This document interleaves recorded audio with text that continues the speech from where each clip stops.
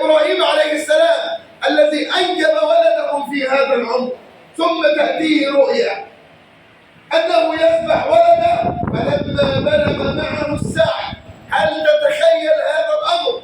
أصعب فترة سنية على الأب نحو ولده، وهي بداية مراحل السعي إلى أن يدخل في مراحل الشباب. ليه؟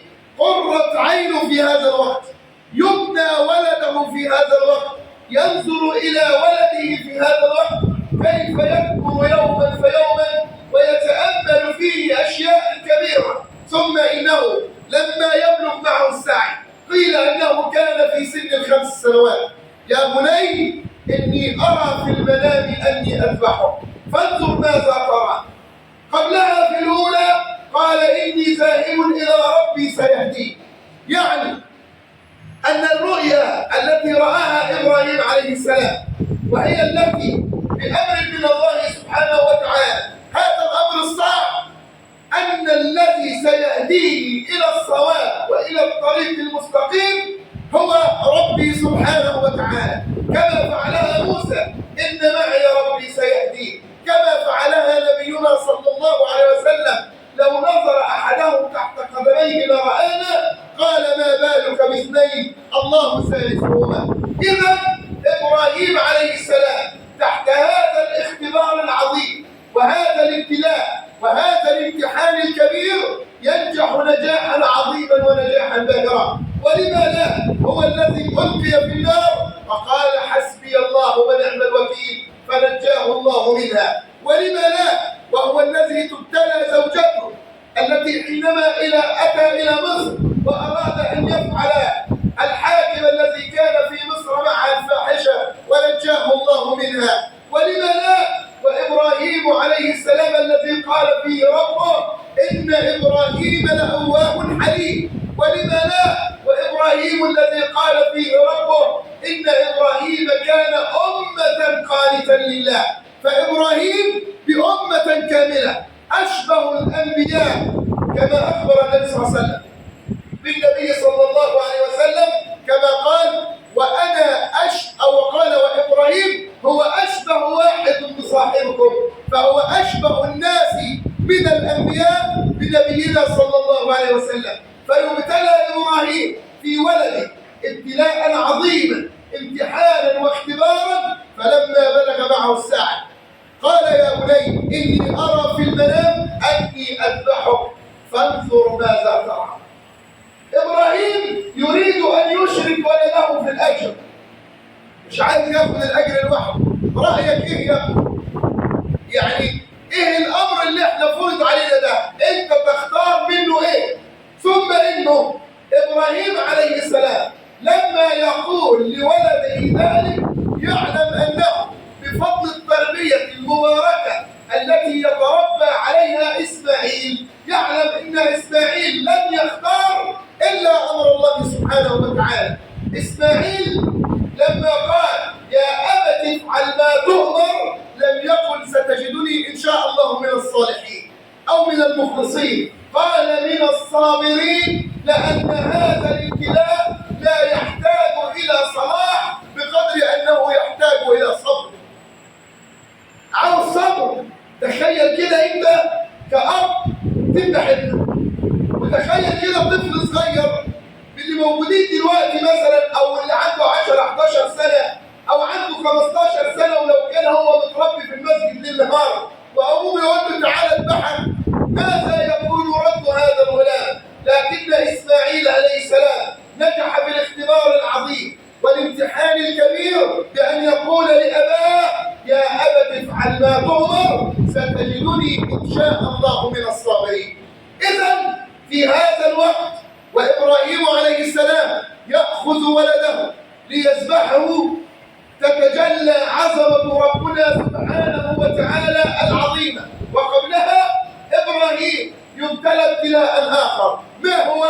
يأتيه الشيطان في صورة إنسان ويقول له يا إبراهيم إن هذه الرؤيا من الشيطان وما أدراك أنها من الله، من الذي يأمرك بأن تذبح ولدك بعد أن أنجبته في هذا العمر الكبير، ألم تكن هذه الرؤيا من الشيطان؟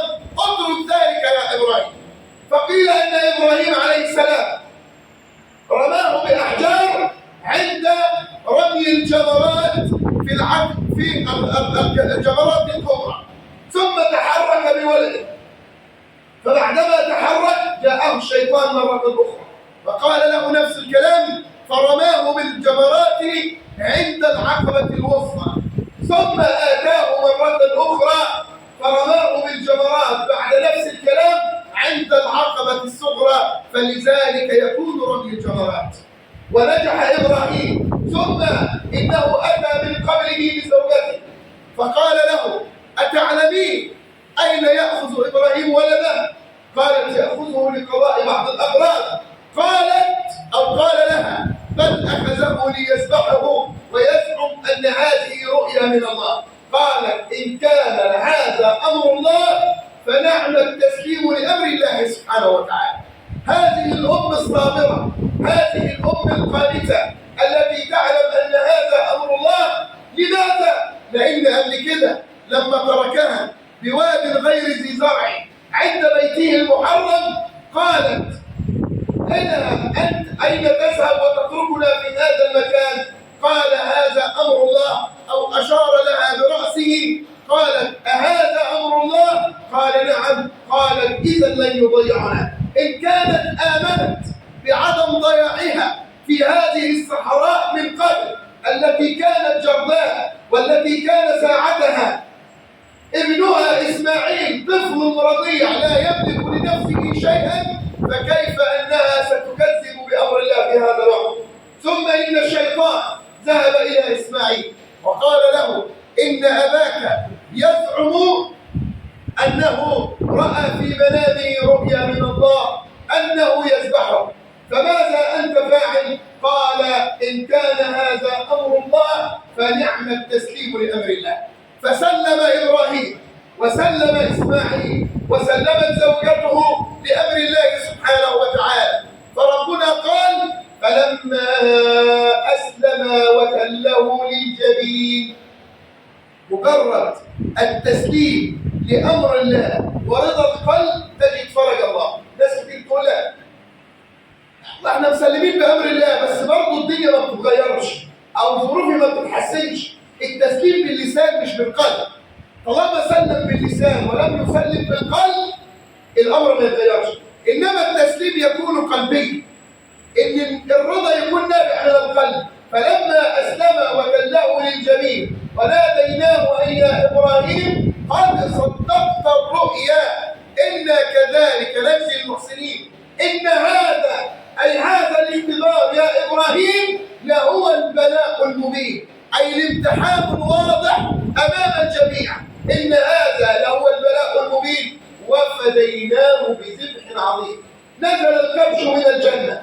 قيل في بعض الآثار المنقولة ليست بأحاديث أن هذا الكبش هو كبش هابيل الذي قدمه لربه سبحانه وتعالى حينما تقابل قابيل وهابيل وكل منهما قدم قربانا.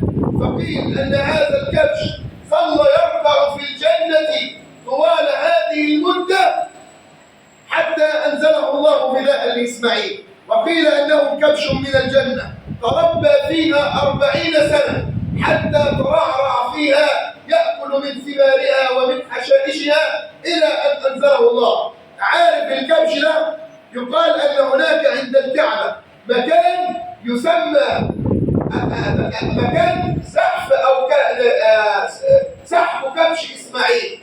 المكان ده بيقول لك هتروح تبص عليه كده هتلاقي مكان جبر الكبش موجود، لأن الكبش كان من كبره وعظمه وعظمة جسده أنه لا يستطيع السير بل كان يجر جرا. وذبح هذا الكبش فداء لإسماعيل عليه السلام بأمر من رب العزة سبحانه وتعالى ليكون توفية لنداء إبراهيم عليه السلام. فلما أسلم وتله للجبين وناديناه أي يا إبراهيم، بعدما أنما صدقت رؤيانا وفعلت ما أمرناك به فإذا ينجو ولدك بأمر الله سبحانه